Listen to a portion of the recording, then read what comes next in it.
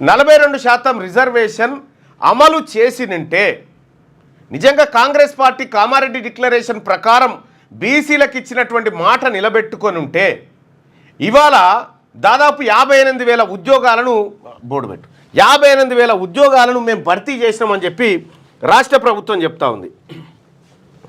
ఇప్పటి వరకు 16 నెలల్లో సరే అవి గతం పార్టీ చేసిన నోటిఫికేషన్లు అవన్నీ పక్కకు పెడితే 16 నెలల పాలనలో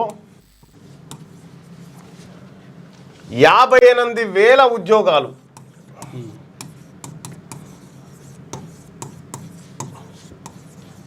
భర్తీ చేసినామని చెప్పి తెలంగాణ ప్రభుత్వం ముఖ్యమంత్రి గారు చెప్పుకుంటున్నారు. ఈ నిజంగా ఈ 42% రిజర్వేషన్ కనుక బీసీలకు ఇచ్చినంటే బీసీలకు అమలైనంటే దాదాపు ఎన్ని ఉద్యోగాలంటే 58,000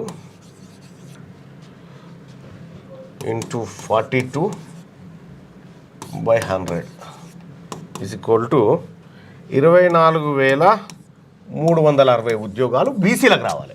ఇవి ఓన్లీ రిజర్వేషన్లు మాత్రం. రిజర్వేషన్లు మళ్ళీ ఓపెన్ కేటగిరీలో వేరే. ఓన్లీ రిజర్వేషన్ ప్రకారం బీసీలకు దక్కాల్సినటువంటి ఈ 58,000 ఉద్యోగాలలో ఇవి దక్కాల్సిందే. నెక్స్ట్ ఇప్పుడు మళ్ళీ 18,000 ఉద్యోగాలు వేయబోతున్నామని చెప్పి వార్తాపత్రికలో వస్తూ ఉంది. 18,000 ఉద్యోగాలు, ఎందుకంటే వర్గీకరణ అయింది, 18,000 ఉద్యోగాలు వేస్తామని చెప్పి చెప్తా ఉన్నారు. దీంట్లో 42% తీసుకుంటే దాదాపుగా 7,560.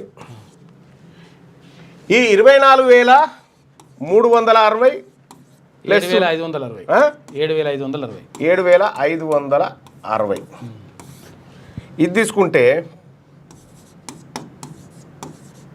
31,920 ఉద్యోగాలు బీసీలకు దక్కాల్సిందే.